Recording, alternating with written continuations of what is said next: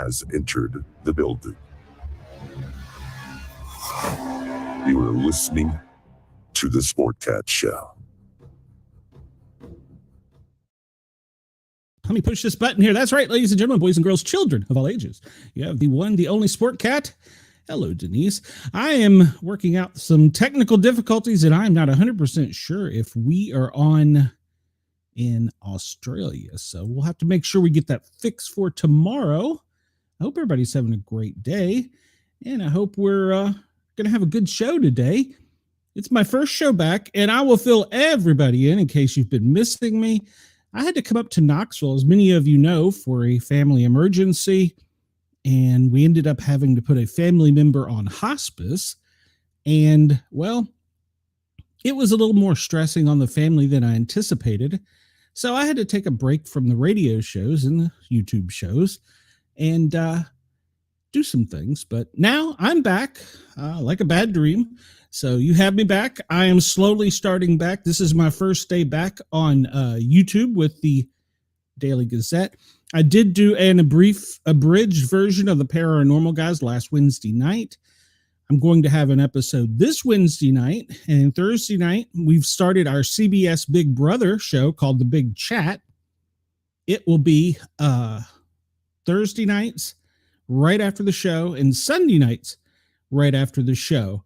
So that'll be back, and then hopefully next week I will also have my show on the Thin Line Rock Stations Tuesdays and Thursdays where I'm spinning some records. So hopefully, if all works out, it will all start back. So, all right, well, let's just break in. For those of you that don't know me or don't know what the heck I do, some days I don't even know what the heck I do. We have a little show where we do daily news headlines. I read headlines, but I'm really not one of those into all that stuff, but there's so many fear mongers out there. I heard one today that said he stood and watched Russians fight Americans. And I'm thinking to myself, what the hell? These people just do nothing but fear monger. And my way of thinking is, we're here another day, get a life. So we're not doing any of that fear mongering, any of that stuff. We're just going to try and have a good show, read some headlines, have a little fun, and see what happens in the meantime. So let me share my screen here, and we will start off. And yes, we want to share the entire screen. Yes. All right, so we will start off with show. There we go. We will start off with Today in History, because it's always nice to know our history. And we'll start off with, today is July 15th, and we are live Eastern Standard Time at about 13:15 hours. And I think it's still overnight over in Australia, so they're just waking up to me. Let's see here. So today in 1099, Jerusalem is captured by Christians. 1806, the Pike Expedition sets out. What is the Pike Expedition? Zebulon Pike sets out from Missouri with a party to explore the American Southwest. He and his men explored the Great Plains, the Rocky Mountains, before they were captured by the Spanish. As their prisoners, he observed present-day New Mexico, Mexico, and Texas, and took notes about the Spanish military. And in 1833, Charles Stratton, he was a famous slideshow performer known as General Tom Thumb, died at 45. That was awful young. Robert Wadlow is the world's tallest man, 8 feet 11 inches. Wow. Died this day in 1940 at the young age of 1922. 1953, John Christie is executed in London by hanging. Between 1943 and 53, he killed 6 women, including his own wife. He was finally caught after he moved out of his apartment, and the bodies of several of his victims were found under the floorboard. He was in an apartment. How did they? I don't know. 1997, Gianna Versas is murdered. She was killed in Miami, Florida by serial killer Andrew Cunanan. Versace, a fashion designer, had risen to prominence with his striking designs, but his fame also drew attention of Cunanan, who may or may not have had a relationship with him before killing the designer outside of his Miami Beach home. All right. 2017, Barbara Rogers murders her boyfriend over Sherry Schreiner's alien cult. Huh, okay. Barbara Rogers murders her boyfriend Stephen Mino over the alien cult started by a YouTube personality named Sherry Schreiner. You can start your own cult on here? Huh. I can't get to 1,000 subs. How can you start a cult? She began publishing content about reptilian aliens in the 2000s, eventually amassing a following of 20,000 people on YouTube alone. Two of the followers, Roger and Mino, believed in her ideology, but they were shunned from the group after posting content that Schreiner disliked. Angered and frustrated at their removal from the group, the trio decided to go out drinking, and police were later called after she was found dead from a gunshot wound to the head. Rogers was arrested for the crime, and a court would sentence her to a 40-year prison sentence for the murder. That doesn't seem like long enough to me. All right, let's see. Let me catch up in the chats here. Thank you, Denise. I appreciate that. And hello, Chris. I'm glad you're here. And Wendell. Wendell is always here. And let's see, what's Wendell? Wendell said something. I lost it. Did I get any rest? Not really. Not like I wanted, but it's okay. He can sleep when you're dead. That's right. Don't ever entertain cult membership around Barbara Rogers. Well, if we can get some cult membership here at the Sportcat show, I can't get to 1,000 subs. How do you get? I don't know. I'm not that concerned about it. I don't think I want a cult following. I'm not sure how I feel about alien reptilians, though. Do they exist? Maybe. Okay, so also in this day, back in 971, according to legend, I guess that's because they didn't have written word, it was all spoken. English Saint Swithin, I'm probably pronouncing that wrong, is reburied inside Winchester Cathedral against his wishes, and a terrible storm proceeds to rain for 40 days and 40 nights. Okay, what's the lesson there? Don't bury somebody where they don't want to be buried. We read about the capture of Jerusalem in 1205. Pope Innocent III, it's not a name they can use now, that Jews were doomed to perpetual servitude in subjugation due to the crucifixion of Jesus. Oh, that wasn't very nice. King Papal's dispute escalates. King John of England expels Canterbury monks for supporting the Pope's choice of Archbishop of Canterbury, Stephen Langton. In the Battle of Neva in 1240, Gordian army. Man, I am butchering these words, so please don't at me. Wendell says, "Remember Hillary Clinton." I can't talk about her. I'll get X'd. So the Swedes were defeated in the Battle of Neva. The Peasants' Revolt in 1381. John Ball, a leader in the Peasants' Revolt, is hanged, drawn, and quartered in the presence of Richard II. What does it mean by quartered? Is that like I'm thinking like to do with beef or butchering? I don't know. Okay. The Battle of Grunwald in 1410. The First Battle of Tannenberg, Battle of Zalgiris, one of medieval Europe's largest battles during the Polish-Lithuanian Teutonic War. Polish king, man, I don't even know how to pronounce it, Władysław Jalino Lithuanian Grand Duke. Oh, they defeated the guy. That's all you need to know. Let's see. 1500, they defeated the man, I'm just going to forget it. All right, let's get to something I can pronounce. 1524, Emperor Charles I bans German National Synod. Let's just skip ahead to something we probably all remember. It's good. We don't need the whole history lesson. In 1808, French Marshal Joachim Murat becomes king of Naples. Well, good for him. 1815, Napoleon surrendered to Captain Frederick Maitland of HMS Bellatron at Rocherd after earlier defeat. I'm just going to skip that. Fire destroys the ancient Basilia at St. Paul's outside of the walls of Rome in 1823. 1830, Indian tribes Sioux, Sauk, and Fox signed Fourth Treaty of Prairie du Chien, giving the U.S. most of Minnesota, Iowa, and Missouri. Okay. And let's see here. President Davis orders service duty for the Confederate Army in 1863.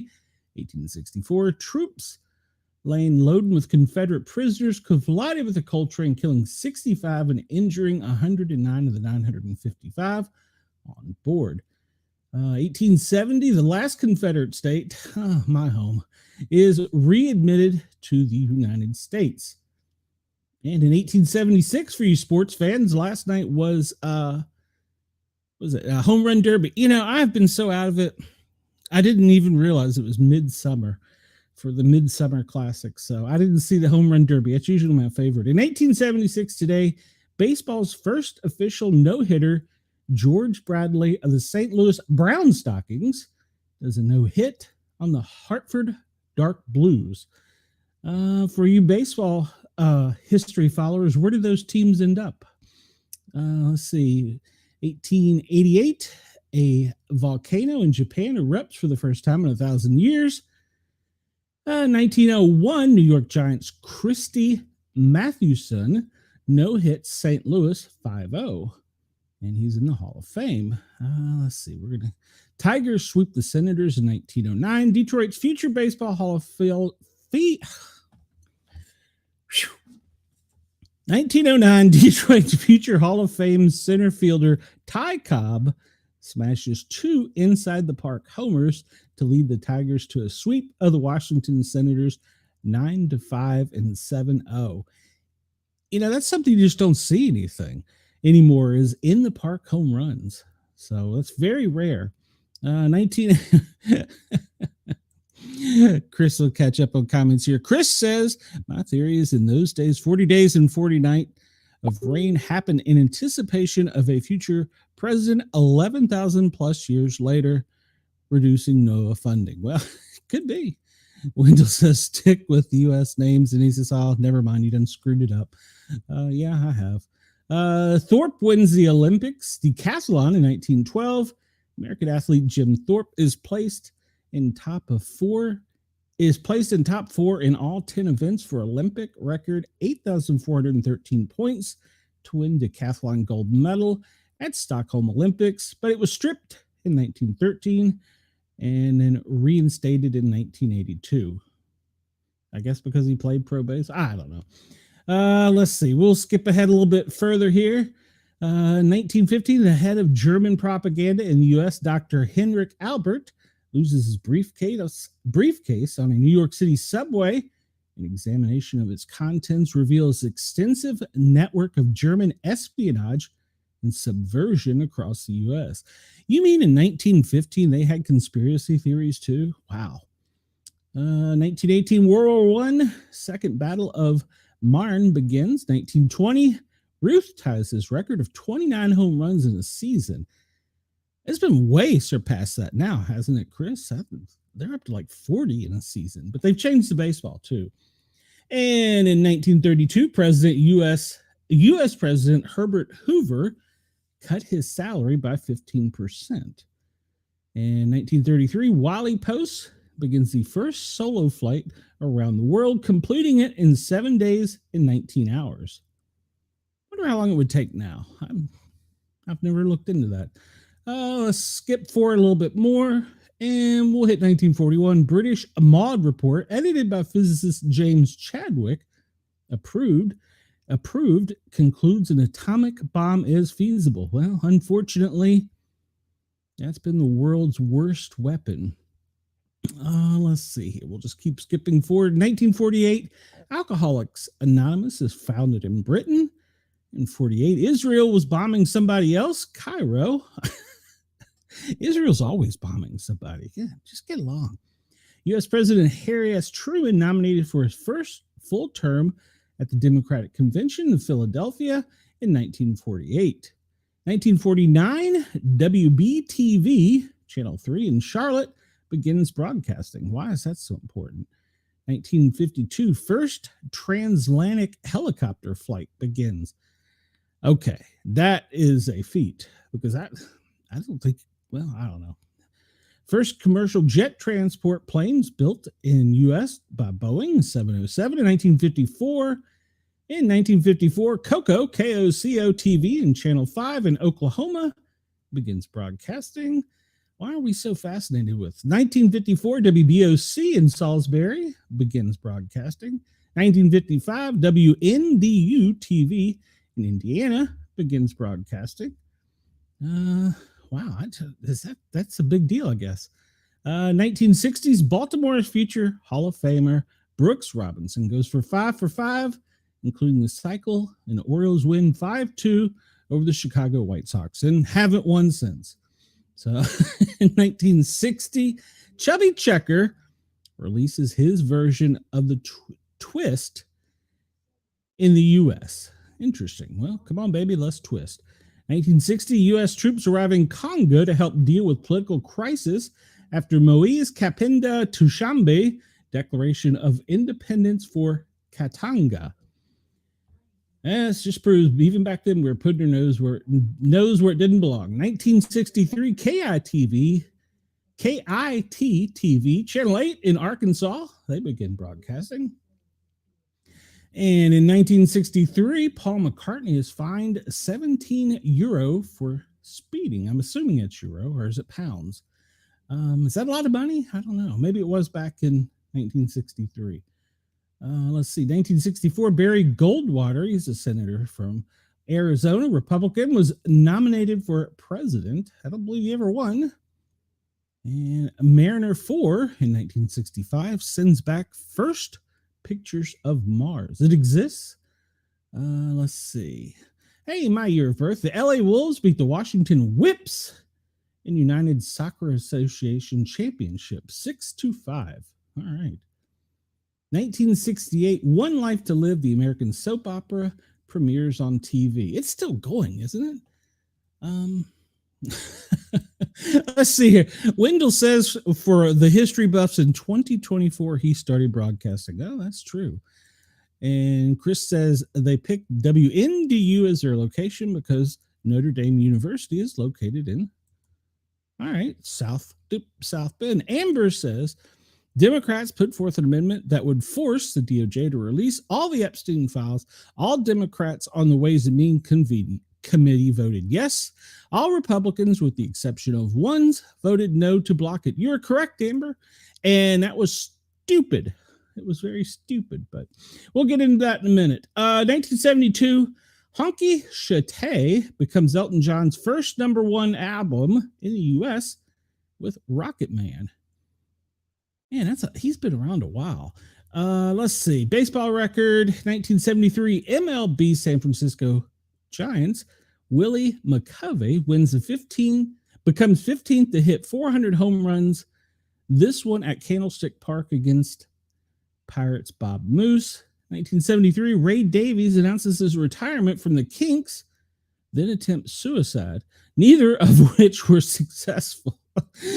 So when you're a kink, you could never get out. It's like Hotel California. 1974, American TV reporter Christy Chubbuck shoots herself live on WXLT TV in Sarasota, Florida. She became the first person to commit suicide in a live broadcast. Well, that's interesting. In 1974, military coup on Cyprus. Archbishop and President Markinos flees. Let's see. Apollo 18 launched in 1975 and will rendezvous 2 years later with the Soyuz 19. I don't know. Let's see. 1976, 36-hour kidnap of 26 children and their bus driver in California. That's horrible. British golf, if you're interested. 1978, Jack Nicholson completed his third Grand Slam, winning 2 strokes over Ben Crenshaw and Ray Floyd. You can have a Grand Slam in golf. And in 1980, Billy Carter, the brother of U.S. President Jimmy Carter, registers as a foreign agent of the Libyan government after it was revealed they paid him hundreds of thousands of dollars. Another scandal. And let's see. 1980, Johnny Bench hits his 314th home run as a catcher, which breaks Yogi Berra's record. And if I am correct, last night in the home run derby, for the first time in history, a catcher won the home run derby. Don't ask me his name. I don't remember. 1984, John Lennon's single "I'm Stepping Out" was released posthumously. It was released after he died. 1987, Boy George is barred from a British TV show because he may be a bad influence. Censorship. Go figure. In 1987, John Poindexter testifies at the Iran-Contra hearing. We're still hearing stuff about that all these years later. All right, so we'll stir it up. 1988, Die Hard, directed by John McTiernan and starring Bruce Willis and Alan Rickman, is released in the U.S. So I'll get the chat stirred up. And you on X too.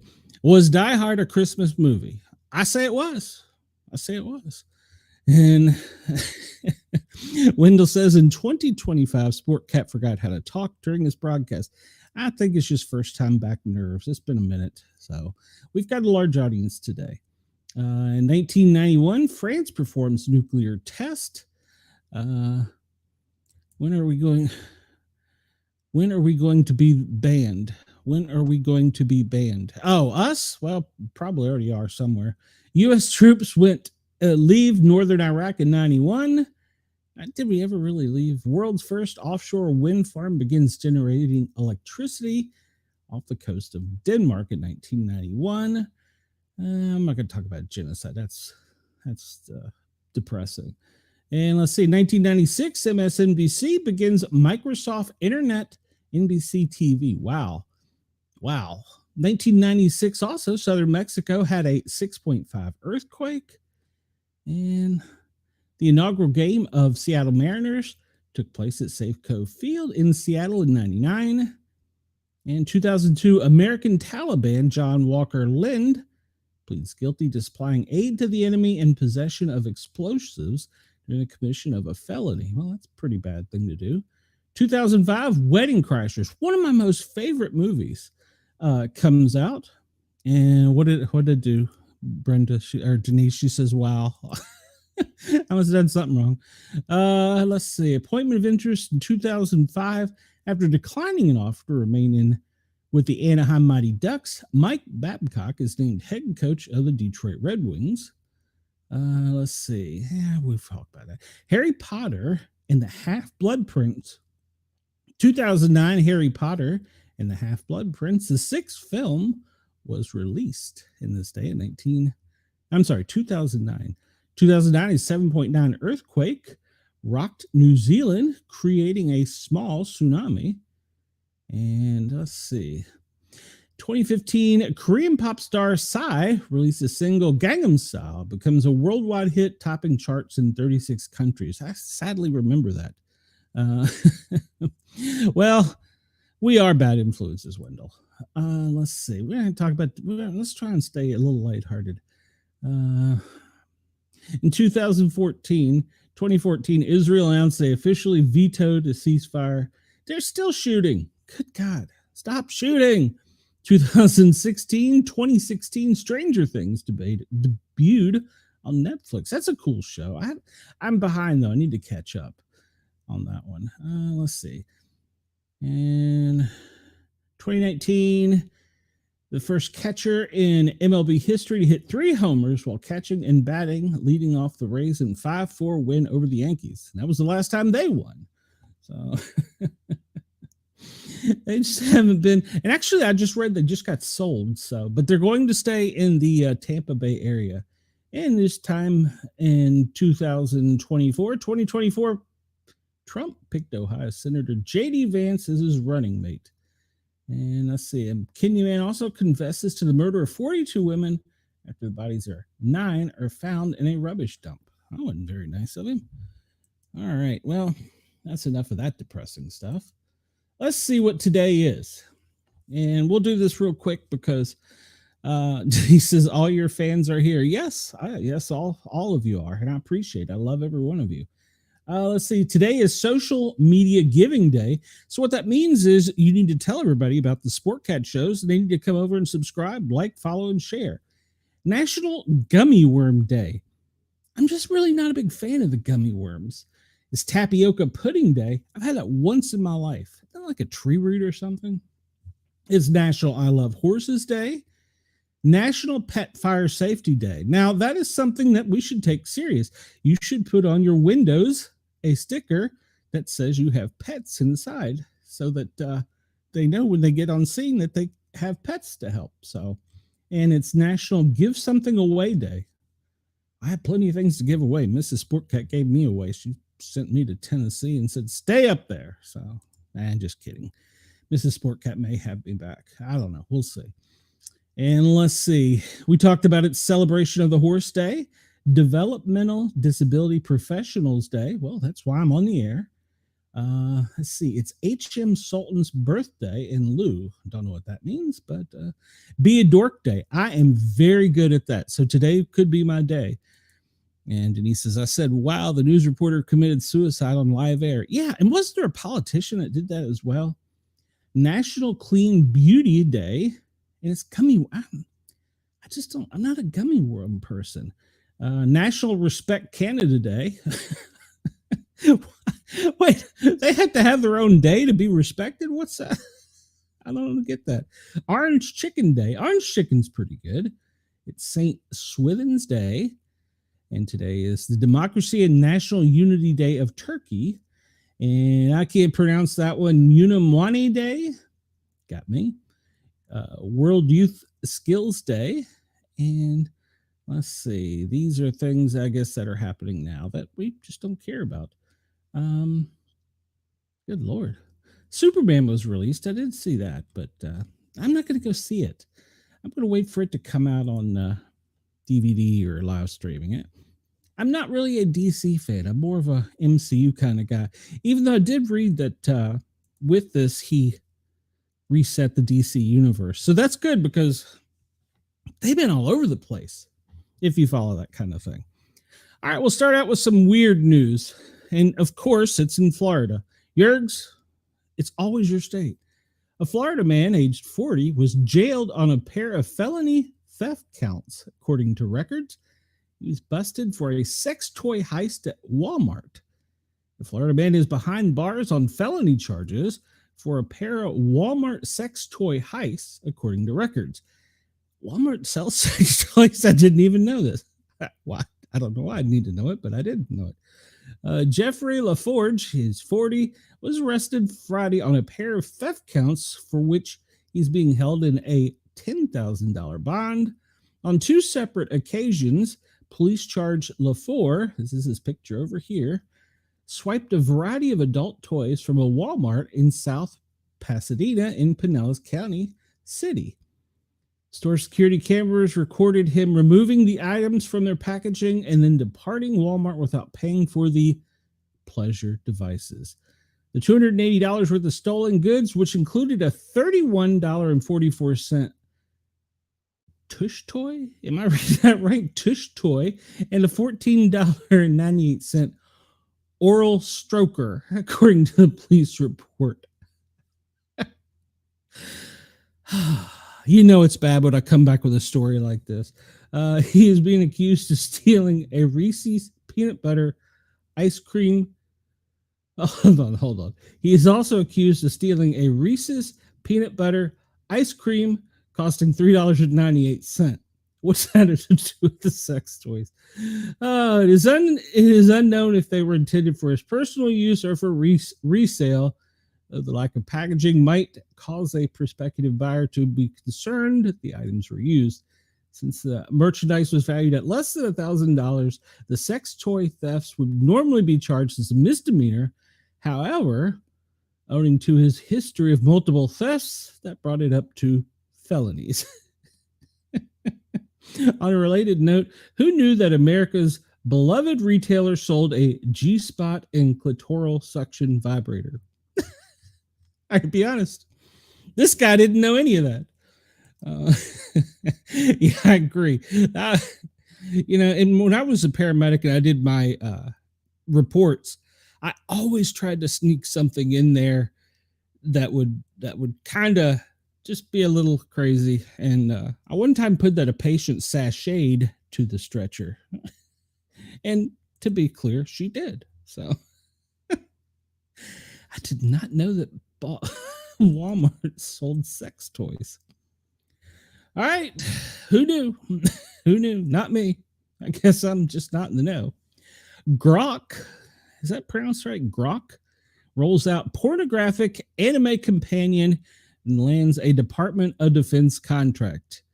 Meanwhile, the advanced version of the AI chatbot from Elon Musk's XAI is still identifying as Adolf Hitler.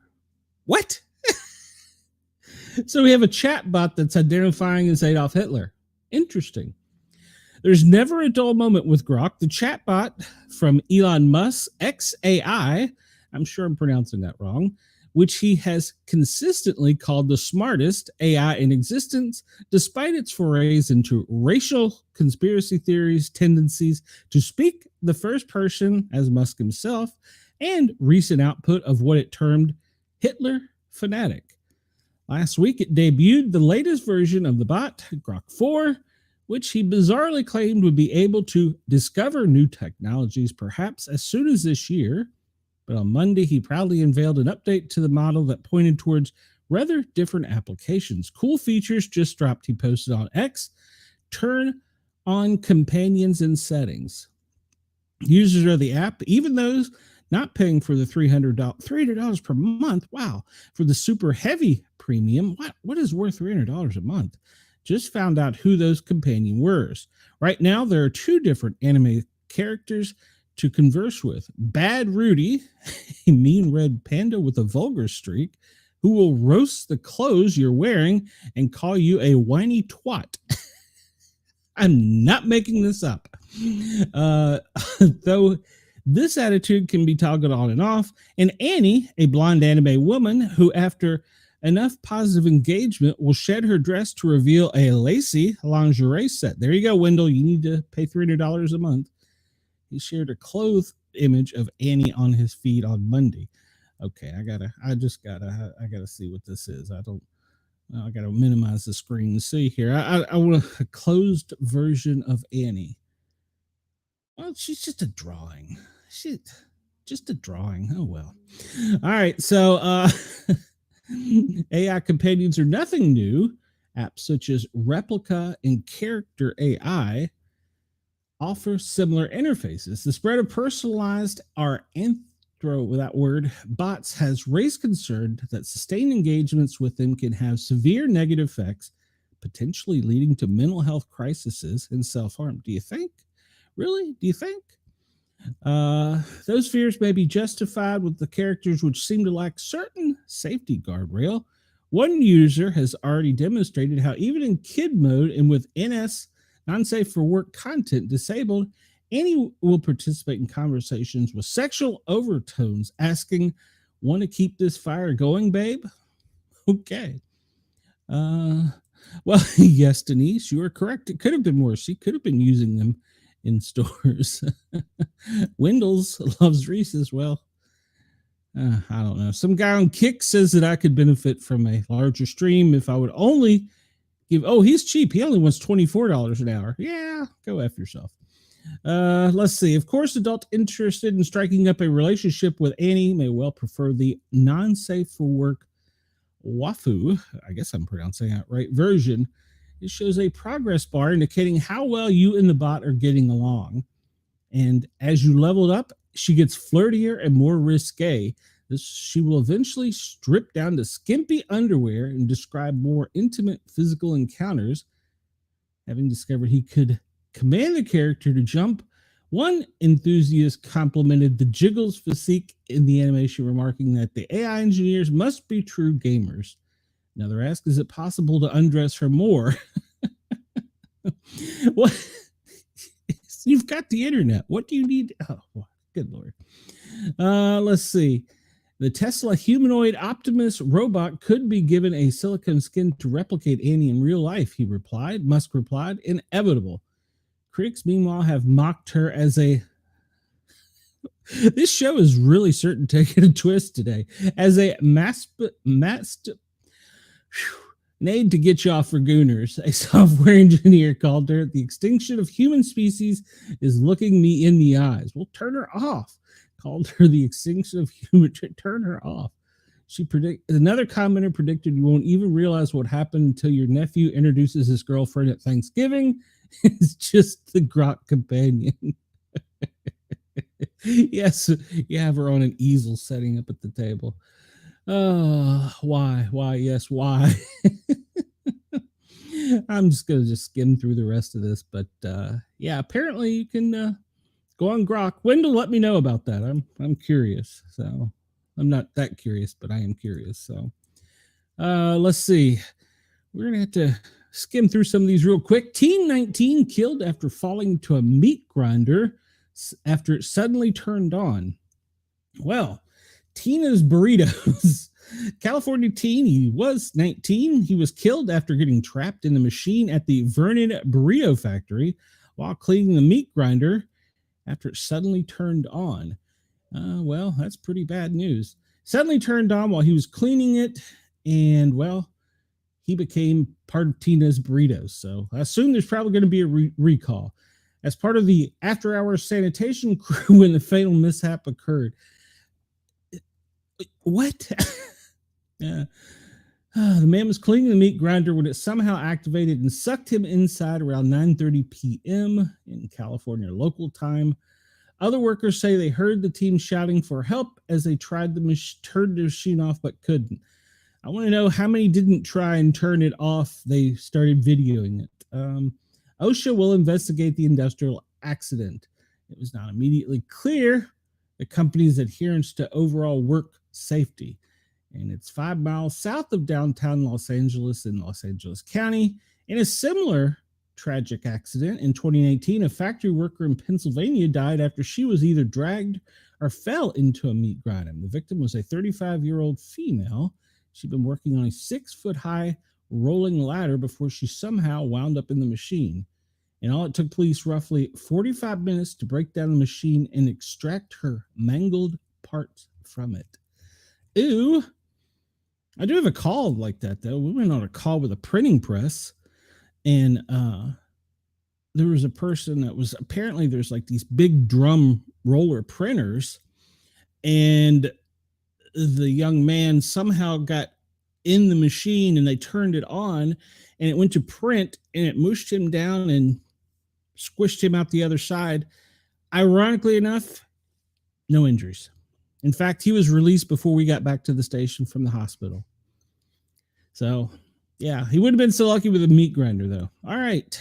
And Kentucky church shooter, he killed a mom and daughter duo that was forbidding him from seeing their teen daughter.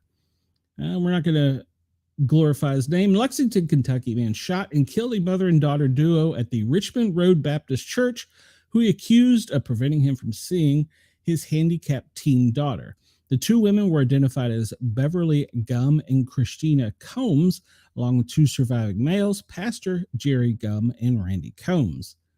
The gunman who shot two female church goers on Sunday, along with injuring other male church members, did so following a long-standing dispute about him not being allowed to see his handicapped teen daughter. According to those identified him on social media, police apparently have yet to confirm this as of the time where press was stopped by a state trooper at the Bluegrass Airport at 11:30 a.m. Sunday with an outstanding warrant after his vehicle activated a license plate reader.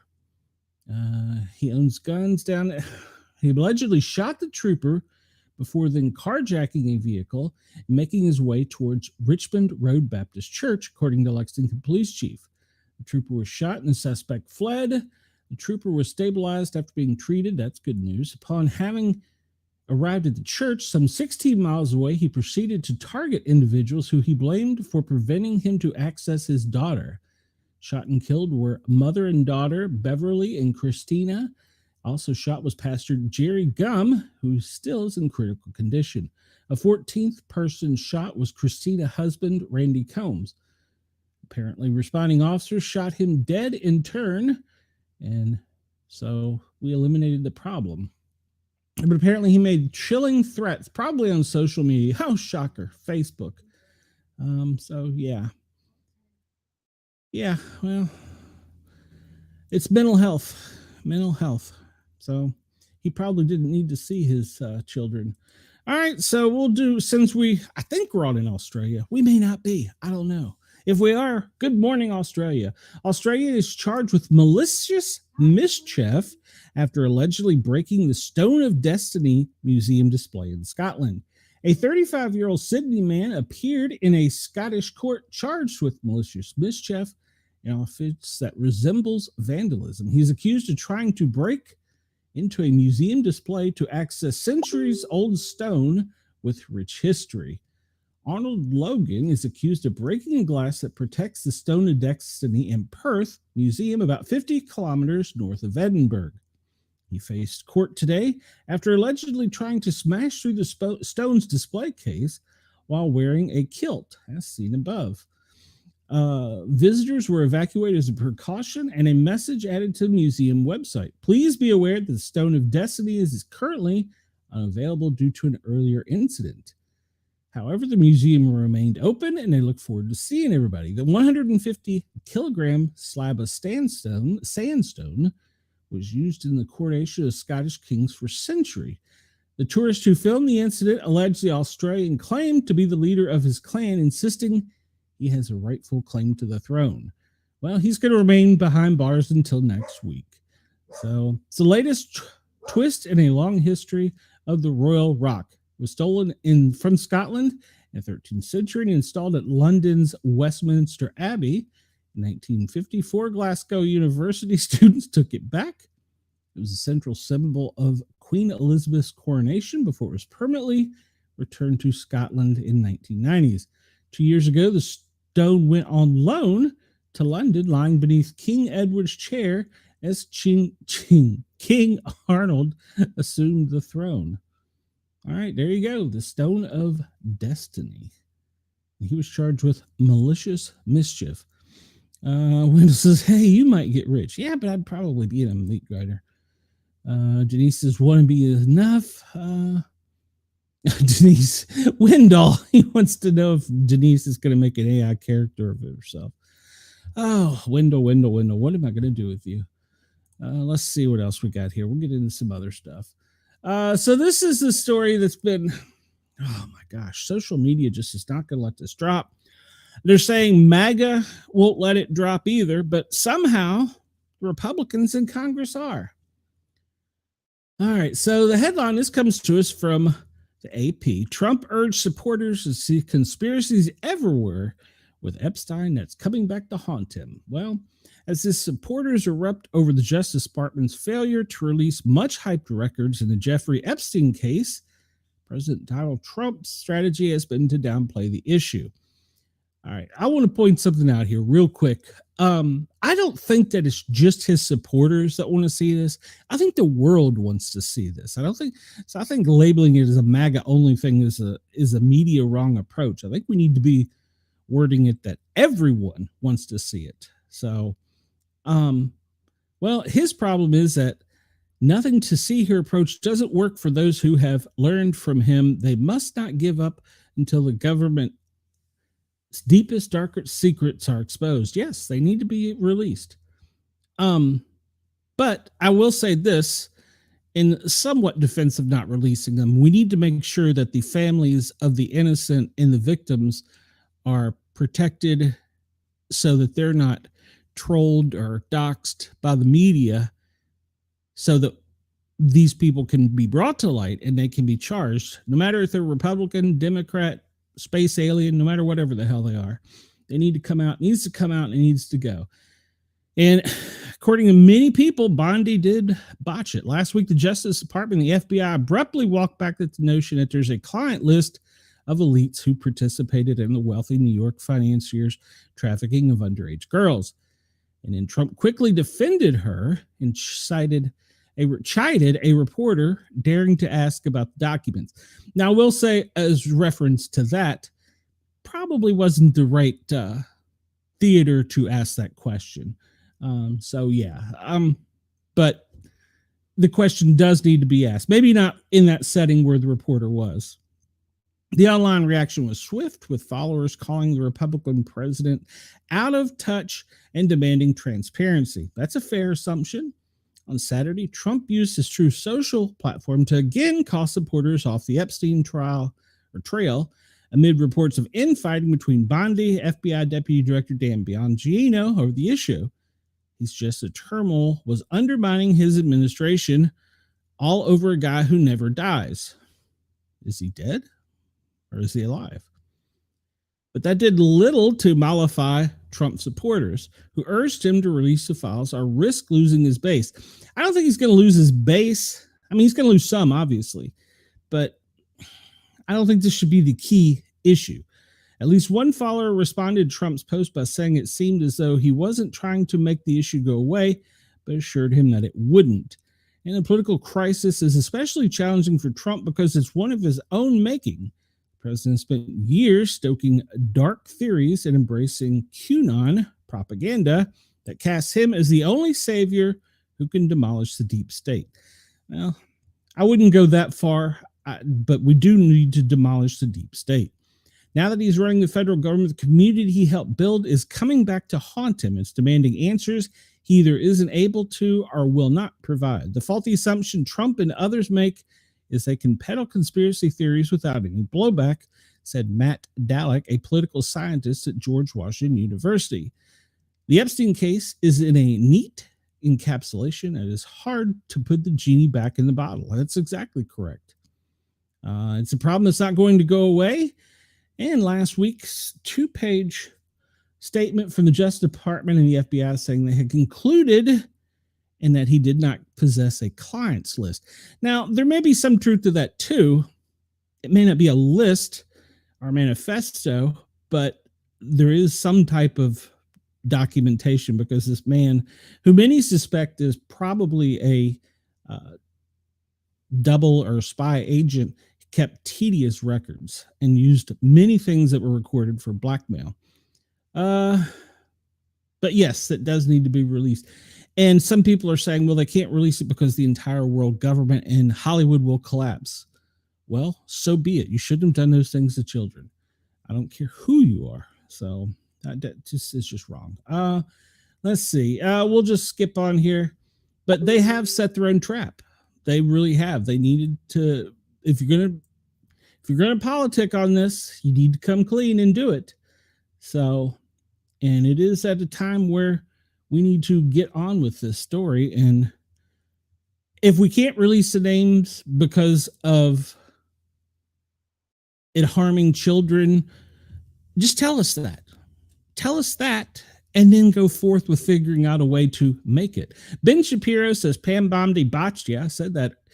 8 ways from Sunday. Yes. Attorney General Pam Bondi botched the investigation into the late financier Jeff Epstein, failing to deliver on hype she created around the convicted child sex offender, according to the Daily Wire editor, Ben Shapiro. He blasted Bondi on an appearance on the Megyn Kelly show on Monday, arguing that Bondi placed the FBI and by extension the Trump administration in a no-win situation by teasing documents and evidence on Epstein and his alleged conspirators that she could not or would not, I'll insert that word, provide. I think Pam Bondi, this is him speaking, I think Pam Bondi botched this 8 ways from Sunday. I have not seen a bigger botchery of a rollout of a story, maybe ever, said Shapiro. I'm not blaming anybody who's upset with the fact they were told by Pam Bondi, at least by implication, that there was an Epstein list, that there were tens of thousands of hours in tapes and thousands of victims that more were coming, and then nothing happened. That seems to be on Pam Bondi. Agreed. Pam Bondi's public message in the months leading up to the release of the department conclusion on the Epstein created a gulf expectations and reality. Pam Bondi went on Fox News. At the very best, was unclear when she said that it was on her desk, then later said that it's sitting on. She said it was sitting on her desk, and later went back on to say that she wasn't clear about that. And then they handed out binders to social media influencers and touted that as the list. So, we'll just skip through this. But yes, she botched it. This comes from the Daily Wire. No matter who you are, Republican, Democrat, alien, whomever, needs to be out there. needs to be out there. All right. We're at the top of the hour, 2 o'clock, 1400 Eastern Standard Time. And it's still overnight. Good morning, Australia. Tom Holman sticks it to the political reporter and a spat over ICE agents wearing masks. This comes from the Daily Wire. Border czar Tom Holman pulled no punches. He usually doesn't. In a recent conversation with Politico's Dasha Burns, providing her with statistics and evidence when she suggested that Immigrations and Customs Enforcement were inviting criticism for wearing masks while conducting raids. He pointed to backlash against He pointed to backlash against ICE agents, which has led not only them being targeted in the streets, but them being targeted in their homes along with their spouses and their children, and argued, just as ICE Director Todd Lyons has, good Lord, stop, should be allowed some measure of protection. I agree. I think one of the things that has a lot of folks up in arms is that ICE agents, unlike other law enforcement agents, have been masked to protect their identity, Burns began. That is not something we've been really seen on this scale in this country. Do you? And then he interrupted her. Well, we never had a scale of attack on ICE that we have now. It's up by 700%. Attacks on ICE, doxing ICE agents. He interrupted her.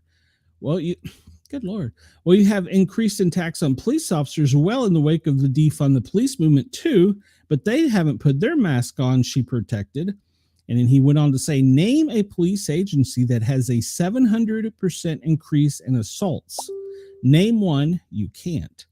And then she conceded that she hadn't looked into the data. Well, to be fair, she needs to. And he went on to point out that it wasn't just the agents themselves who were being targeted, although that would be serious enough, but activists and extremists were also doxing their family.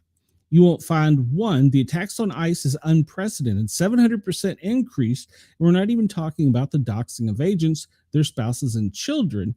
So they're wearing masks to help them give some sort of protection. The same people that are complaining about ICE wearing masks are the same ones wearing masks. That's a good point. Leads me to a question that, like, do you have concerns that and then let me answer this. He interrupted, pushing back. Did they say anything about the mass protesters, all right, that became criminals on college campuses that threatened Jewish students and took over buildings, destroyed property? They were all wearing masks. Did anybody pass legislation saying they can't wear a mask during a protest? No. I thought in New York they had a thing where you couldn't wear a law. Maybe I'm wrong. So he concluded that they're trying to make this country safe again, and they're being vilified for it. We're not going to tolerate it. Zero tolerance on this. And I will say this, as a first responder, it is a concern. We were at times told to wear T-shirts and we were just firefighter paramedics, so that people couldn't see us to determine who our families are. There's another professional kick promoter that just wants me to send him money. Well, how about this? No. All right, so let's get on to some better news. Medals for heroic Texas flood have been issued.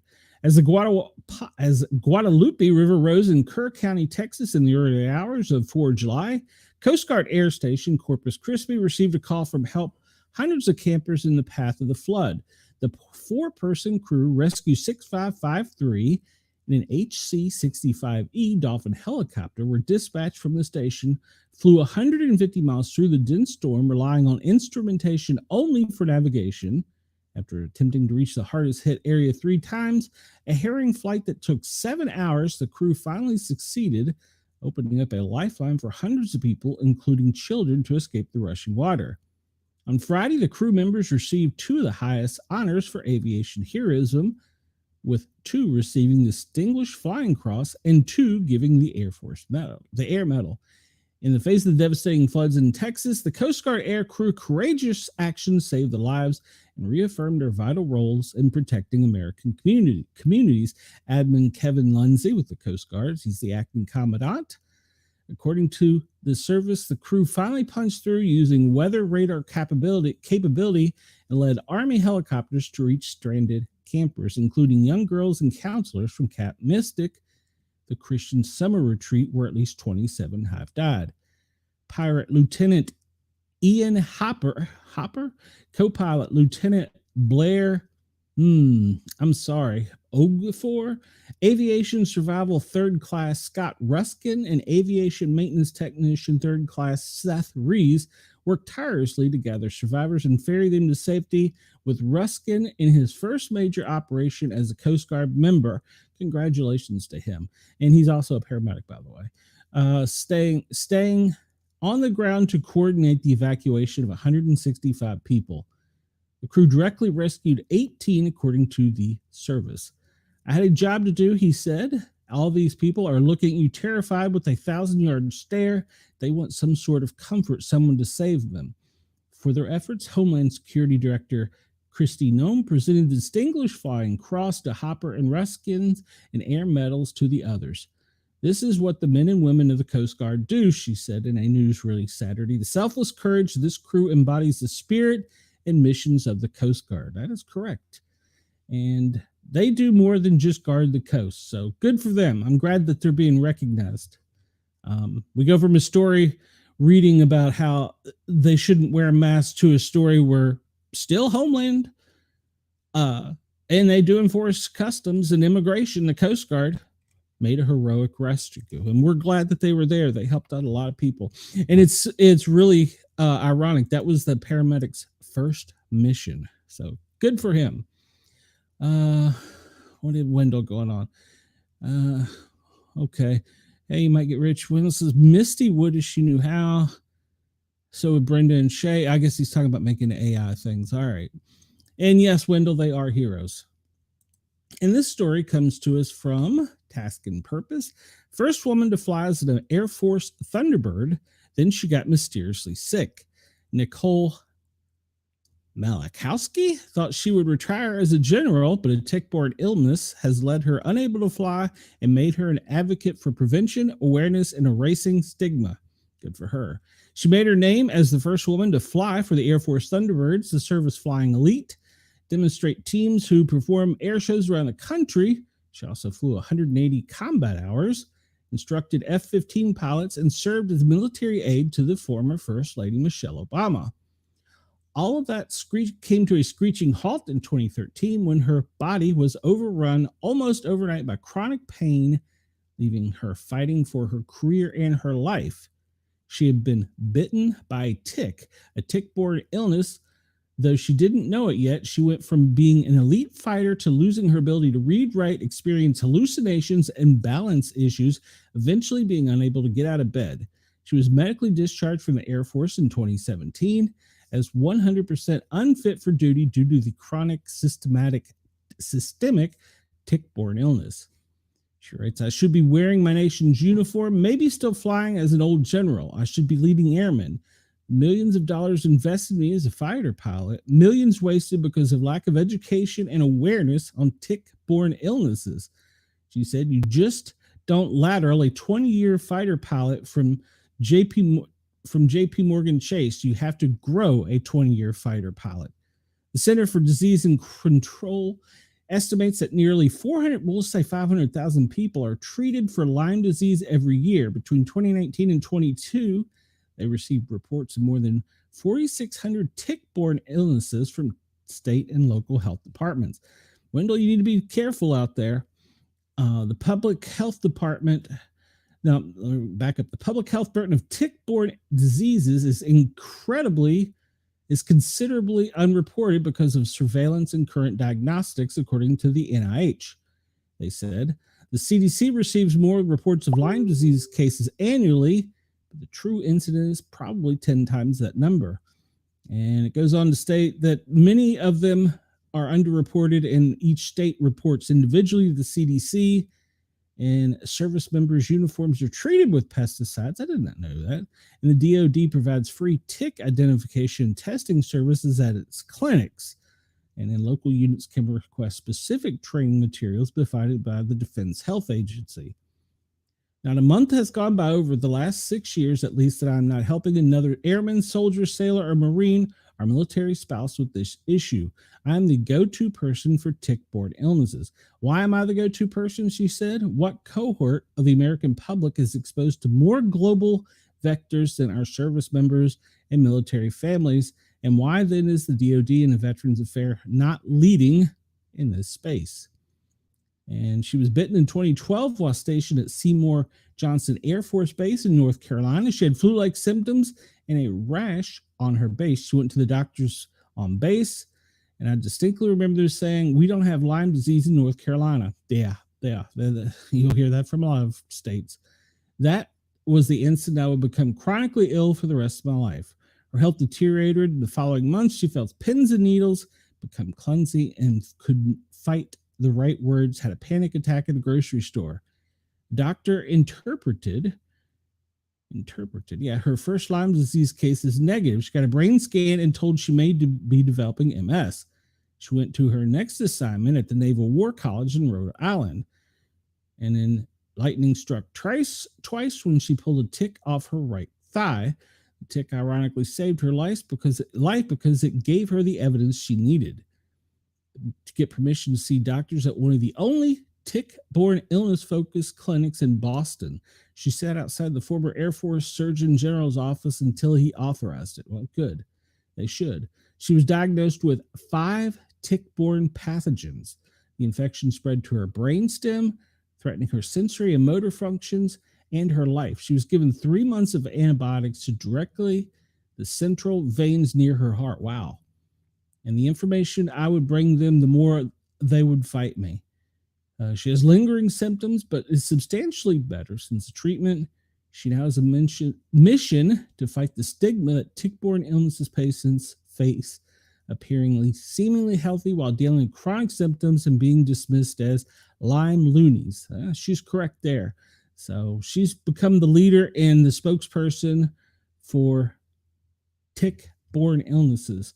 And that's great for her, but I really wish she had went on to continue her career and maybe become a retired general. So, hello, KG.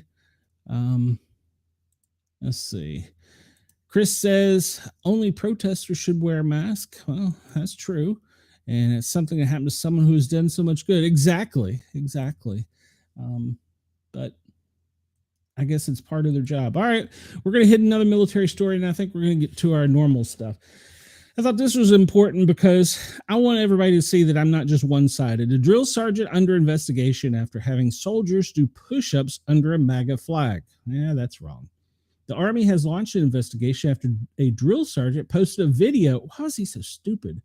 Of soldiers being hazed beneath the MAGA flags, which runs afoul of multiple military regulations prohibiting partisan political activity in uniform on federal property. Staff Sergeant Thomas Mitchell on Friday uploaded the video to TikTok. Why? Showing a group of trainees performing push-ups and burpees in full body armor under a banner that read, "This is Ultra MAGA Country." The video was later deleted, but shortly afterwards he posted a second video showing same exercising at the same location, this time with the flag removed, with the caption, "Cry about it." The U.S. Army is an apolitical organization, Jennifer Gunn, a service spokesman, said in the statement.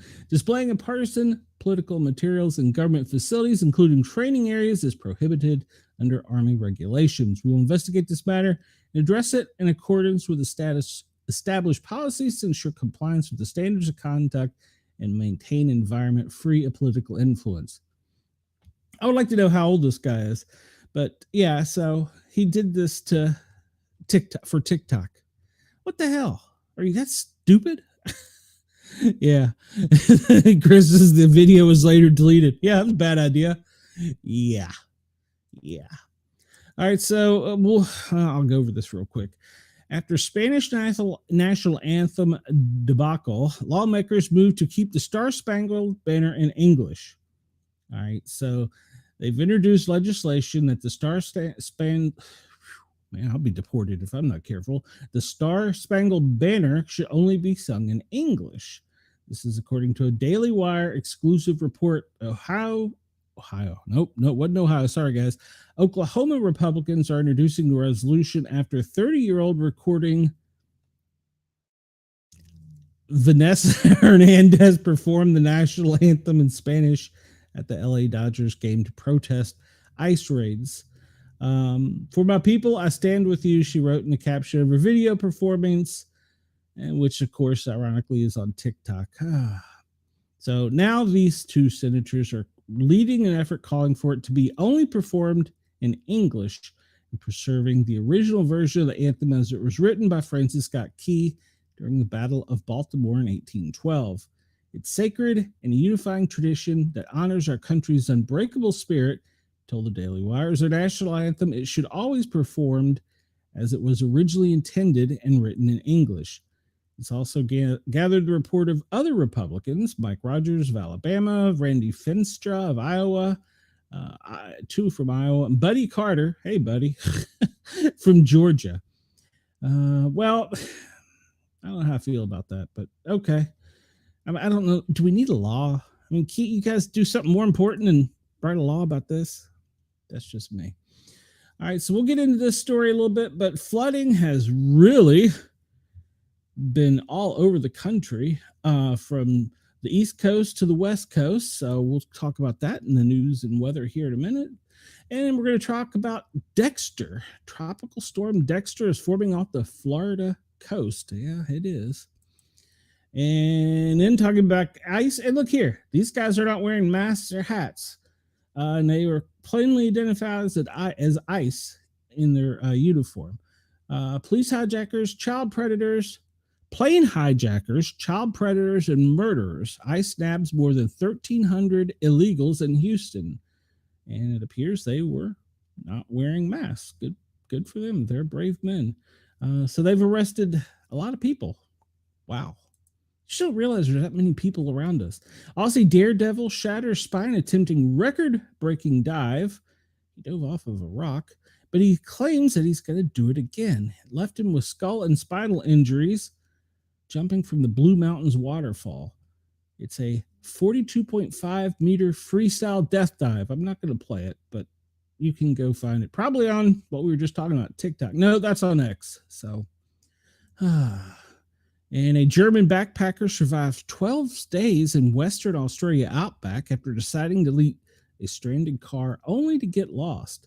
German backpacker survives 12 days in Western Australia outback after deciding to leave a stranded car only to get lost in merciless terrain in the wilderness and forced to rely on her will to survive and, quote, dumb luck.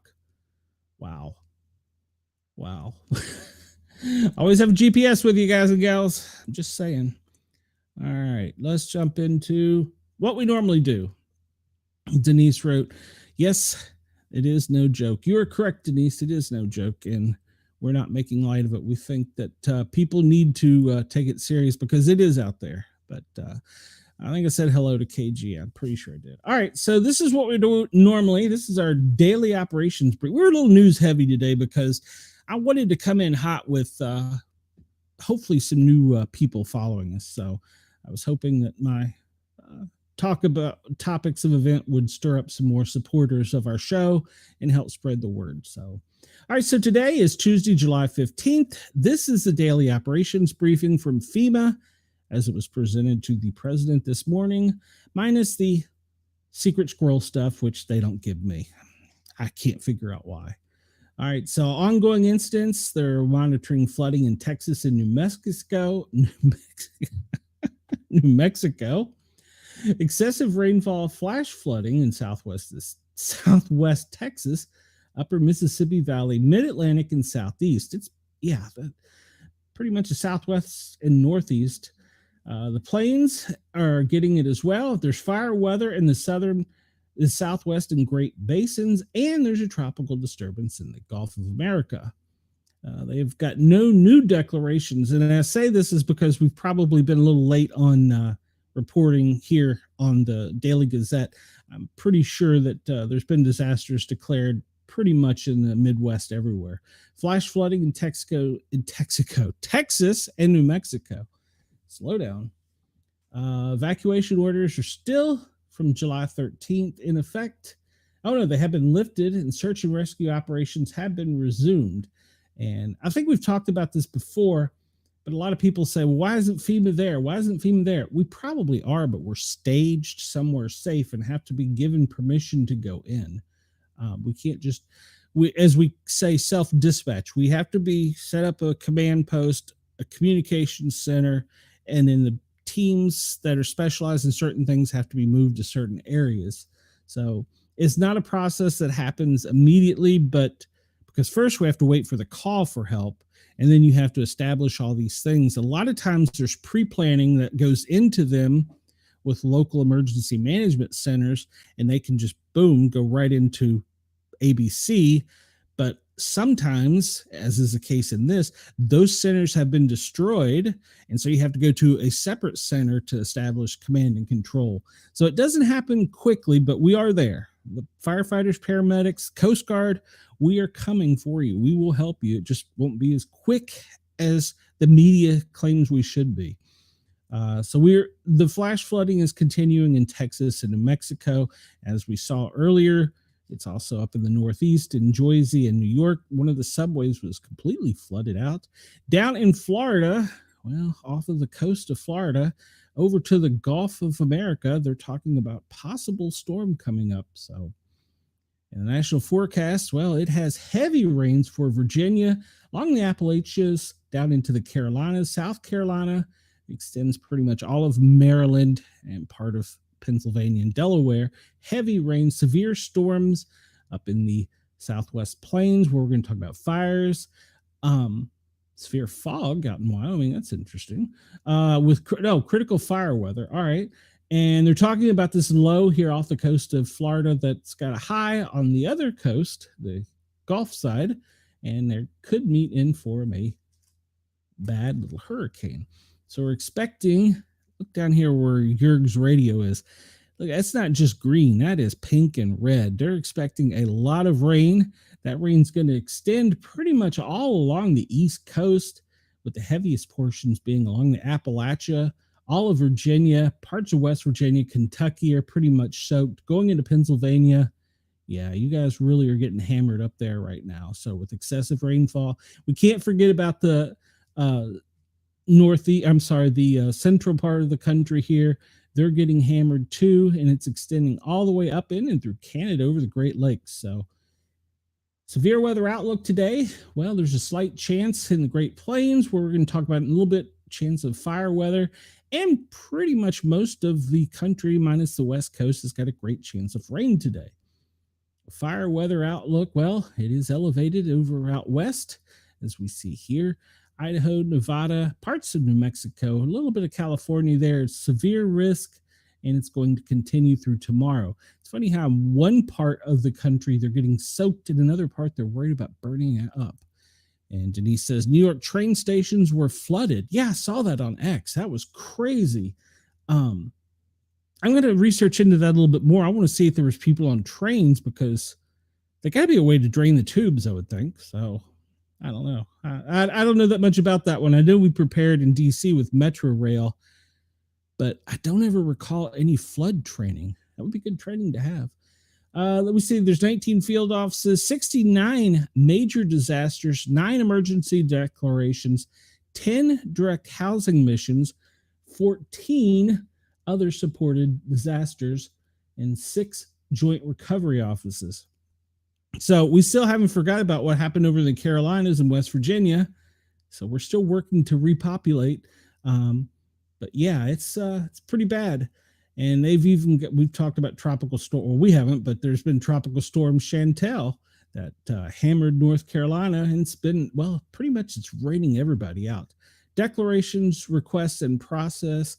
Michigan, Oregon, Indiana, Kentucky, Maryland, Kansas, West Virginia ×2, Missouri, and then I guess that's Rhode Island, and yeah, so Oklahoma. So yeah, it's going to be a soaker for everybody. All right, so the next thing we jump to, because we got to hurry this up, is the president's daily schedule. And 9 a.m. was the normal wake up and in-pool camera time. And by the way, right before coming live, they had an emergency and they cleared all of the media from the White House and cleared the White House grounds, property, the lawns. They shortly cleared it back open to reporters. And as when I went to air, I didn't hear, I'm sure that my buddy over on X and here on YouTube, Penguin 6 will have a good story about it this evening.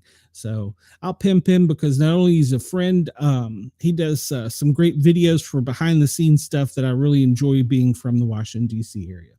So at 9 a.m., the press was called. Then 11:15, the out of town people were called over to Joint Base Andrews. And then at 11:30 a.m., the Secret Service orders a lockdown. Okay, so they've updated this. Secret Service orders a lockdown of the White House campus. 11:56, they locked everything down. 12:30, the president departs en route to Pittsburgh. That's interesting. They didn't lift it before he went out. He went to Pittsburgh and actually to Joint Base Andrews, then to Pittsburgh. So, wow. 2:12, he's going to arrive at Pittsburgh. He's already there. And 2:30, right about now, he's participating in an inaugural Pennsylvania Energy and Innovation event at the Carnegie Mellon University in Pittsburgh. Only pre-credentialed staff and media can get in. And then he's going to depart Pittsburgh at 5:40 and get back, and they will probably put a lid on it at a little before 7 tonight. So it's interesting. They have the lockdown there. I wish I'd seen this earlier. They have it listed in a schedule. So it might have been a planned thing. She says there were people on board the trains and they couldn't open the doors. Yeah, because they're electric controlled. So, or I guess it would be hydraulic, but still electrical because the electricity pumps the hydraulics. Wow, that would be scary, Denise. I can't imagine. Yeah, I'm going to follow up on that and find out some more about that. Let's see. The National Weather Service, we pretty much talked about this. We'll just hit it again real quick.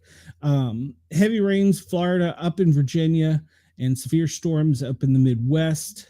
Yeah, we'll look at all this a little more on other maps here in a second. All right. And for our fans, goodbye radar. Well, we just couldn't once. Oh, well, all right. So they won't have radar to Australia in September. We'll have to find another service. All right. So slow internet connection. Yeah, you think I've got 10 million windows open and I'm streaming. So it's mostly a dry day, but chilly in Australia, but it will be warming up a bit. It's going to be clear, sunny skies, and the rain is going to push out that was across the central part of the west or east coast there, and it will warm up as the day goes on. Right now, it's still sleepy time over there, but the rain that is there should be going away. We'll look at the radar. We'll look at another version, a little bit better here. Chris, nobody has seen a lockdown as amazing and beautiful as today's. Many people have been talking about it. Many people. It was a great lockdown. Chris, you're being silly. Maybe that'll be tomorrow's picture for the show. If anybody wants to generate an AI picture of the White House with like a big circle and a thing on it indicating it's locked down, not that we're saying anything bad would happen to it, but send it to me. All right, there's our current radar. Let's just look at some other ones here. I like the others better. So this is the Weather Service, what is predicted for today. And as we see here, pretty much all of Virginia, rain. Down in Florida, rain. Over where you're at, Wendell, slight rain in the middle of the state of Alabama, extending over down into Louisiana, Arkansas, central Mississippi. Up in the northeastern North Dakota, they're expecting some, what is that up there? Floods, extreme gale warning. No, gale warning. Sorry, it's not gale warning. I'm going to click on it because I don't know what the hell it means. Won't tell me. There we go. Oh, well, we're looking at small craft advisory. I was right. All right. So I'm not as stupid as I think I am. Let's go back. Nobody comment. I am that stupid. Yes. All right, so we'll move on because we're running out of time here. This is today's run of maps. This is the TourCon. We'll highlight it here. And you can see down here's the National Weather Service. And this is the NATO cast, which I believe is the Weather Channel. And you can see that the slight chance of tornadoes is up into the Great Lakes, extending up into Canada. So but it's only a slight risk. But they are expecting some severe winds coming down from the Great Lakes back over to the Midwest. So be aware of that. And there's a chance of significant hail today as well. So if you're up in the Midwest, pay attention. Currently, look at current temperatures here. Notice how red it is. Atlanta 93, about 90 where I'm at here. Wendell, you're down in the 90s in Alabama. Mississippi's Jackson is 94. My son is way down here in Florida. It's only 87 there. Let's see. The hottest place for today appears to be Los Angeles, 100 degrees. Woo! What a hot one. How hot is it in Vegas? 93. Up in Vermont, it's in the 80s. So you know it's hot. It's going to be hot up there. They're showing this tropical low developing and moving across central Florida up into the Gulf of America, where then who knows where it'll go. All right. And let's zoom down here to our friends in Australia. And we'll see. Whoop. Zoom out a little bit. We'll see it's pretty cool there as compared to the US. And right now in Brisbane, it's 49. We're looking at Fahrenheit. Sydney, 48. Canberra, 36. Melbourne, 47. And over on the other side, Perth, 57. 59 further up the coast. Port Hedron, 66. Broome, 68. Darwin, 77. The middle of the Northern Territory, it's in the 50s. So down in South Australia, it's in the low or high 40s. So it's still chilly down under. So I'm not going to try and do an accent. Y'all make fun of me. So especially Wendell. Look here at some of the most recent alerts real quick. And Wendell, you're out of here. Well, we're glad you were here, Wendell. If you're already gone, hey, I'm sorry I didn't get to say goodbye. But we'll see you tomorrow, Wendell. And in Tennessee, in Cock County, Smoky Mountains, there's a special weather statement. That's probably going to affect me. In the Carolinas, there's a special weather statement. Flooding in Minnesota, Wisconsin, and Severe is issuing a special weather statement. That's not far from me. And Chris, there you go. I know we've missed it. In Montgomery County, Maryland, they just did a test. So, all right. Georgia, North Carolina, special weather statement. Flash flooding all the way up in North Carolina, Virginia, Kentucky, heat advisory in New York. So not only you're getting flooded, it's hot while you're doing it. Oh, God, the humidity must be horrible. Heat advisory in Connecticut, New Jersey, and New York. And then they pushed out the special weather statements again for the Carolinas and all of Virginia. And in Florida, well, just dig in because it's probably coming to be a hurricane. And my son's going to be trapped down there and not be happy about it. So hopefully he will be okay. All right, look at current radar conditions. I would say, Denise, yeah, and you're getting flooding. Good Lord. The humidity has to be horrible, Denise. All right, so we'll zoom in a little bit and we'll see that, well, pretty much across central Florida, Orlando right now, they're experiencing some rain, but that's going to continue. This little this little low over here could possibly turn into hurricane, and then we see this activity here in the Gulf of America. So heat advisory straight up the gut of the country in the south, from Alabama all the way over to Arkansas. And we talked about the one that the heat advisory up in the New York area, extending all the way up into New England area. So flood warnings in much of Virginia and Maryland. And we'll go over into the west. Lake wind advisory, we talked about that. I thought I was being silly. Heat advisories issued for the west coast. Yeah, I can see that with 100 degrees temperature currently in LA. Yeah. Red flag warnings for pretty much pretty much all of the central part of the Midwest there, which means there's a good possibility for some more fires. Let's look at where the lightning is right now. Boy, this one is really popping down in the Gulf of America. Virginia, you're getting hammered. We'll zoom in a little bit here. Along the Appalachia. Oh, I didn't realize it was that close to me. In the Appalachia on the North Carolina side, it's getting hammered on the mountains.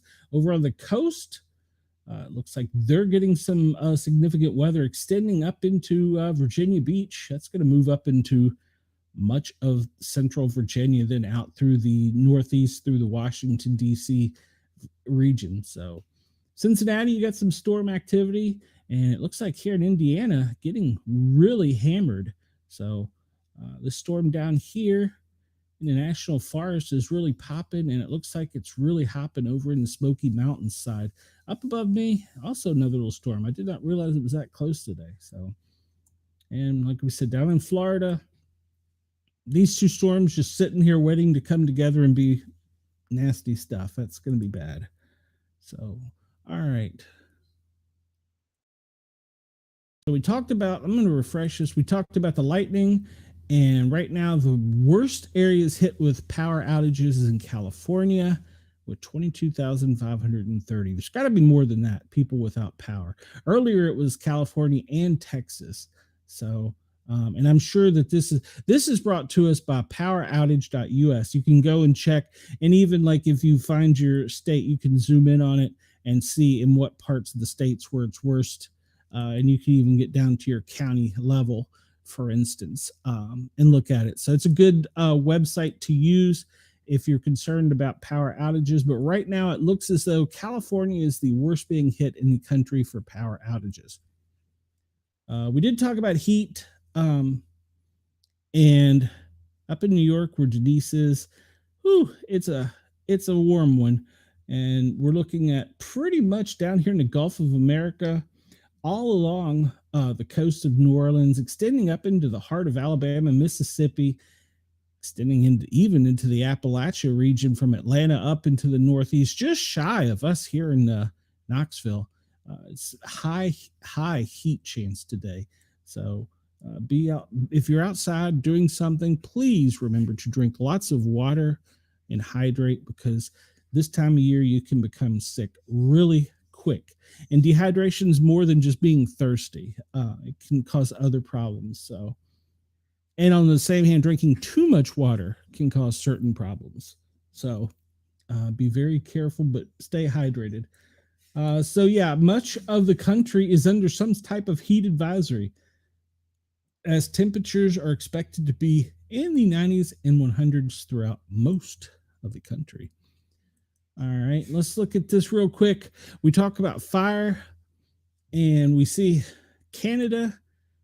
Well, we know it's National Respect Canada Day, but man, they're getting hammered with fires up there. That smoke, as we'll see here in a bit, is extending down into us.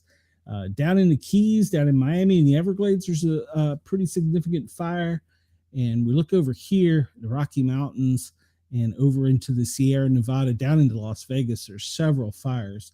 So wildfire season is here. We see even California has quite a few. So if you're out camping, make sure to extinguish all of your campfire before you leave, because you don't want to start a fire. And let's see here, the smoke map. This is incredible to me. I'm going to zoom it out a little bit. Look at all these fires up in Canada, and how that smoke is just sitting there. And that's really because this low off of Florida and this high off of Florida, off on bilateral coast there, is pushing the smoke up. But if you see, it's going pretty much across the country, up out into the New England region and up. There's a lot of smoke and red flag warnings out there today for respiratory problems. So, and speaking of that, the air quality, well, we see Canada's pretty bad. Chris, up by you from Chicago, going all the way up along the New England coastline into Maine and out, it's pretty bad days. Miami down there where that fire is, off the coast of the Carolinas. That's interesting. Well, it's probably because the sand that's coming in. Down in Monterey, up to Houston, the air quality is not that great. I don't think this shows anywhere else, does it? No, but the next one does. All right. I'll refresh this to make sure I got that.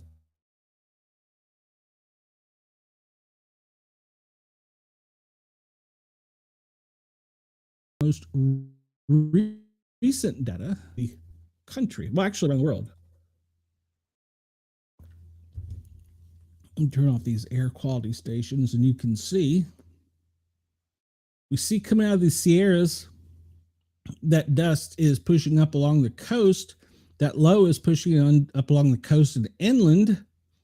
And then it's also pushing it in through the Gulf of America up through the center part of the country. The smoke from Canada is pushing down. So right now, it's probably one of the worst days we've had in quite a while for air quality for much of the country. Down here into Australia, and there's some fires down in Australia, but for the most part, that low sitting off of the west coast is keeping the smoke pushed out to sea. Down in the east coast, that front down there is pulling it off to the side. So Chris says his Alexa gave him an air quality warning for the past 2 days. What am I supposed to do? Stop breathing? Well, wear a mask, Chris. So. Say that sillily, but I don't mean it sillily. Sillily? I don't mean to be silly about it. All right, so National Hurricane Center, I'm just going to call this one. They're sitting on this one a little bit because they don't know what it's going to do. Several models have it going across the state. Others have it going up the coast. Several have it going up the center of the country, in the south, actually. So they're sitting on this saying that it just looks pretty bad. So they're putting the tropical weather out there and saying the chances are 40 to 60%, although other meteorologists, I'm not a meteorologist, by the way, are saying that the chances are much greater and that the Gulf of America should be battling and preparing for something to come. But National Hurricane Center is kind of sitting on it, saying there's only a small chance. All right, we'll enlarge this. This is our favorite. 2020 burned me out of the mask idea. I will risk it. Good call, Chris. Good call. This is, and for those of you on any of VRG's radio, and if I am broadcasting live on Radio Australia, this is the famous wind map. It shows us in real time current wind conditions across the big, beautiful blue globe. Chris, you'll get me going. We can zoom in and see how off of the coast of Florida up into the northeast, the winds are extending along the coast, slightly inland, but the one down in the Gulf of America is pushing the wind straight up pretty much through the heart of the country in the south, up into the northeast region into Canada. And we go down to our friends in Australia. Maybe. Here we go. And we'll see that it's not really going to be a windy day in Australia. You've got a front over on the west coast that's pretty much pulling it all out to sea and keeping you high and cool. And then down on the southeast side, you've got a little low down there spinning off of the northeast coast. But for the most part, it looks like a pretty clear, calm day in Australia.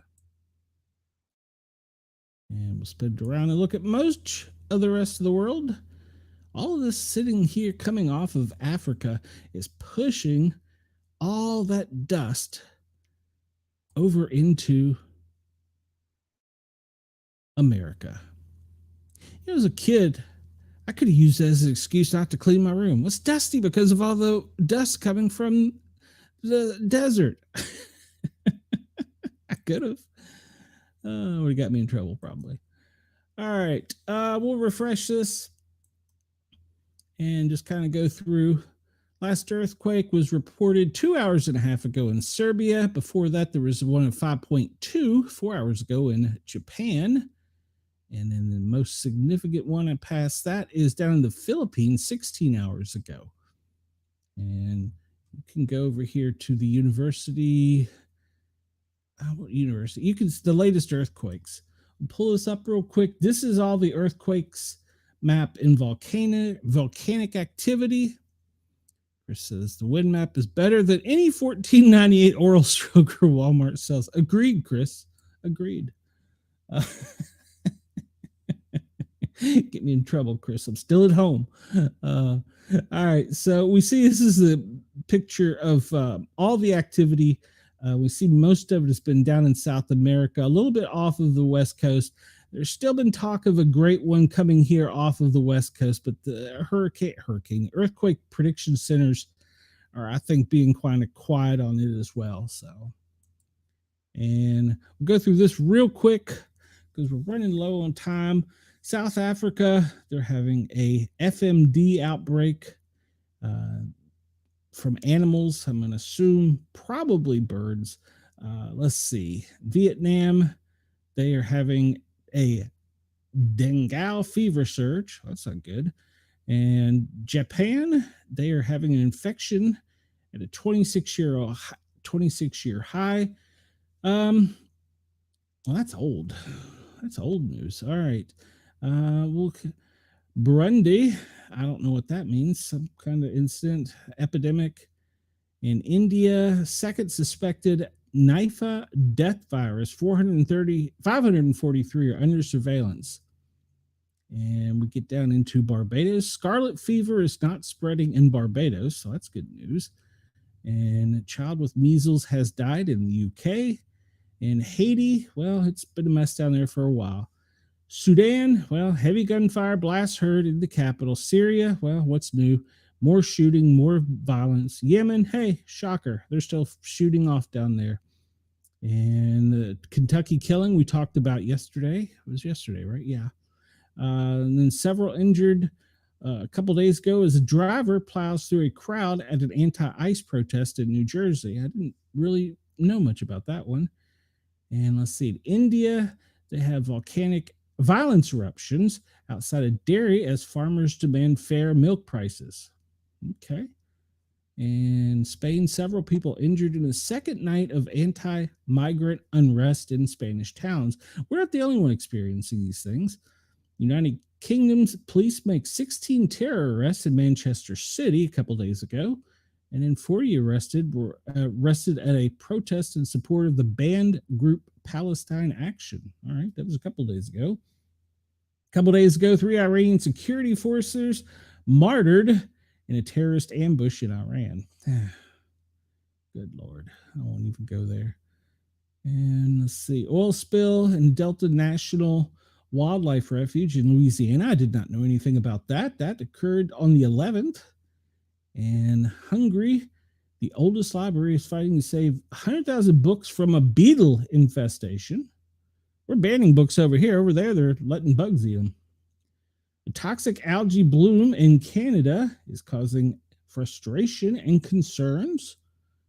Iraq explosions, Iran people injured. Yeah, shocker, shocker, shocker. Cambodian anti-tank mine explosion kills farm owner. All right, so in the U.S., fire damages in the Bronx, a historic church. That was yesterday. That was today. Several homes damaged in a Blue Island blaze. It looked like a war zone. Not sure where the Blue Island is in the United States. Canada, blazes are still going, and firefighters are forced to break in the Kingston Penitentiary. So, yeah, they're breaking in instead of breaking out. UAB, an Indian woman dies in an apartment fire. Hong Kong, public flat fire kills 78-year-old man, injures 3. And the one that was yesterday, 9 dead, dozens injured in an assisted living facility in Falls River, Massachusetts. Australia investigating specific second fire at a Sydney childcare center in just 4 days. And let's see. All right. And we talked a lot about the outdoor fires. Colorado has made a declaration emergency. And of course, we talked about Canada having several. Let's skip through here. We talked about earthquakes, landslides, Nepal, Vietnam. The Spur volcano erupted down in off the west coast in the U.S., but it's still we're still sitting on a major volcano explosion, I'm afraid. Flash flooding in New York, dangerous flash flooding in Jersey and New York. So be aware of that. Flooding, pretty much the United States. Flood. China, a tsunami in the North Pacific Ocean. Panama, that was yesterday. 15 injured in a lithium cell plant explosion in China. And collapse of building. 2 dead in Japan after a collapse of a building. And Nigeria, 4 dead as a 3-story building collapsed. Somebody was telling me that they would send people into a room. I think it was in North Vietnam. It might be China. And they would have the people check the room to make sure the floor was sturdy before they would come in. I thought that was weird. Why aren't your buildings safe enough? Gas leak at Grand Canyon National Park caused evacuation over the weekend. And 4 hospitalized but saved after a small plane crash in a neighborhood. That was yesterday. UK, a plane-involved crash at London Southend Airport. Doesn't really have an update. Air Peace aircraft skids off runway in Nigeria over the weekend. And we won't go over that today. We talked about weather, drought. That's coming with all this heat. There's going to be areas of the country that are severely impacted by the heat and the drought. This colorful map, running short on time here, so there's a couple things I did want to go into. Shows us where all the events and incidents are across the globe, around the globe, or across if you're a flat earther. And you can zoom in and it will show specific ones. We will cover this more over the next couple days because we're running out of time. We talked about that. And we're not going to get into that today. I want to do one other thing because we're running out of time here. And I want to cover. We haven't talked about this in a while. I know there's a lot of people that are upset because I'm for police wearing masks. But the last time we went to the Officer Down memorial page, the number of officers that had perished were 16. We're now at 42 for July 15th. 42 officers have lost their lives in the line of duty. And that's incredible because last year it was 166. So we're working on keeping that record going. We have canine officers that also have been killed in the line of duty. You know, we need to be more specific on our laws protecting law enforcement, and we need to help our law enforcement because they're not getting recognized. And so far, 42 officers have been killed this year. So running out of time, so I'm not going to go over each individual one. You can go to Officer Down memorial page, but I did want to highlight the last time we looked at it, it was 16. Now it's at 42. It's almost doubled. Well, actually, it has doubled. So that's horrible. We can do better as a country. And for those people that are killing the police officers, no parole. I would go on to say other things. All right, we looked at the firefighter fatalities last time, and it was in the teens. It's now at 44. There's 44 firefighters who have died in the line of duty this year. So you see our public safety members, they do a lot for us, but they also put their lives in the line of duty, and sometimes they don't survive incidents.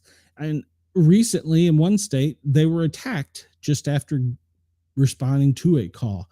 That's a actual new common thing. We've prepared for that in public safety, and we never thought we'd see it, but we have prepared for it. I saw one department was issuing for firefighters and paramedics bulletproof vests that were black and yellow that clearly identified them as fire or rescue. But then the thought was, well, they're not going to they're just going to head shoot us. So unfortunately, that's the world we live in. But we could, if you want to go into this is the National Fire Academy, the U.S. Fire Administration. I know a lot of people are probably bored with this, but as a public safety member, 44 this year. That's 44 too many. A lot of them not only are just fires, but they're in accident scenes where people are not paying attention and striking them on the highway. So, yeah, we need to be more mindful and pay more attention. Let's see here. Where am I going next? I guess we'll jump over here to this as we're going out. We always talk about this, but cyber threats and cybersecurity, as you can see here on Bitdefender, we are just getting hammered from, it looks like Asia, and they're looking to get anything they can at our infrastructure, or perhaps even our medical facilities, or sometimes even the public safety centers. I believe Over the weekend, Pennsylvania, the entire 911 system was down for the weekend. So, yeah, the cyber threat is real, and we are currently being attacked heavily. If you look down there at the bottom, you can see the red is attacks, yellow is infections, white is spam. That spam is up from what we normally see. Usually it's not too bad. You can't hardly make it out, but we see that the spam is really hitting. So don't click on any links that you don't know what they are, or if you're not expecting a message from your bank or PayPal or Venmo, whomever, don't click on it. Go to the site, check your account in other ways, but don't click on links. And the newest one going around is the thing about telling people that they have to pay a toll or they're going to lose their driver's license if they don't, follow this link to pay for the toll. Well, that's a scam as well. So if you have tolls, pay them. But if you get that text, go to the state website and look at the state website directly. Do not click on the link. A lot of elderly people have been fooled by that one. And the most recent one that I've been following is this one is for the elderly, is they will receive a call and they will answer it and they will say, is this, Beatrice Smith? And you will go, yes. And then they'll record your voice. And then they'll ask you another question. You say no. And so what they're doing is they're using AI to capture your voice so they can call and use your voice, whether it be against your relatives, or a lot of times people will receive call, hey, Aunt Flo, I'm in a car wreck. I need you to wire me $1,000. And Aunt Flo will fall for it because it sounds like their nephew or their son or whomever. So that's a really popular AI thing. They're getting smarter and smarter. So you need to be smarter and smarter. If someone calls and says, is this Sportcat? Who? Do not do yes or no's. Do not do yes or no's. And Chris, you're correct. You're correct. Do not accept $600,000 offers from princes. Yes, I had one on the show the other night. And then the guy right behind him was wanting to sell me subscribers for $30 an hour. Denise says, yes. Yes, they are trying to capture our voice. AI is trying to. AI is going to be the end of the world now, especially now that this new generation has AI companions. I'm going to check that out just because I'm curious. Oh, what is the world coming to? All right. Let's see real quick. I don't know that we have, I'm not going to go over top store. Well, Snap. You're right. All Snap. It's gone. Well, all right. We're not going to do that. Latest sports stories. Well, really not that big a deal. NFL season's coming up. Major League Baseball, we're at the Midway Classics. And I'm not going to go over all this because we're running out of time, guys and gals. College football is just a few Sundays away. So SEC is favoring Georgia to go to the championship. Well, we'll see about that. That'll upset B-Doll. All right, well, I'm going to leave you guys and gals for today. As always, you can go over to Facebook and find the Sportcat Daily Gazette group. And I encourage everybody to go over there, join the group, and submit things, or send them to me, even sportcat@protonmail.com if you want stories seen, or leave them in the comments. Best ways to get in touch with me. If you have a story or see a story you'd like reported, we've been a bit scattered since we've been away for a couple days, so we're back. We're going to do a daily show now, and so we'll get better organized as we go. So I appreciate all of my daily and normal listeners. Everybody else that's just joining, please remember, thank you, Denise, please to hit the subscribe and the thumbs up button. It really helps spread this around.